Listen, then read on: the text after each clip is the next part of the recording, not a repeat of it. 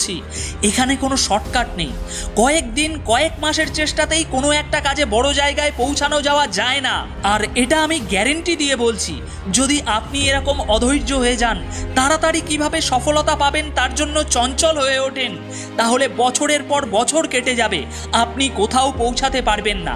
একের পর এক বহু কাজ ট্রাই করবেন, কিন্তু কোনো কাজেই সফলতা পাবেন না। আর এরকম ছোটাছুটি করতে করতে এক সময় হাঁপিয়ে গিয়ে যখন এক জায়গায় দাঁড়িয়ে পড়বেন, তখন বুঝতে পারবেন যে এতদিন ধরে এত কিছু করেও আপনি কোথাও পৌঁছাতে পারেননি। যে জায়গা থেকে শুরু করেছিলেন ঘুরে ফিরে এখনও সেই জায়গায় দাঁড়িয়ে আছেন। কিন্তু কেন আপনি কোথাও পৌঁছাতে পারেননি? কেন আপনার সমস্ত প্রচেষ্টা ব্যর্থ হয়ে গিয়েছে? ঠান্ডা মাথায় নিজেকে নিজে যখন এই প্রশ্নটা করবেন, তার একটাই উত্তর পাবেন। সমস্ত কাজে অস্থিরতা, আপনার মনের চঞ্চলতা, প্রত্যেকবার একটা কাজ শুরু করে সেই কাজে ভীষণ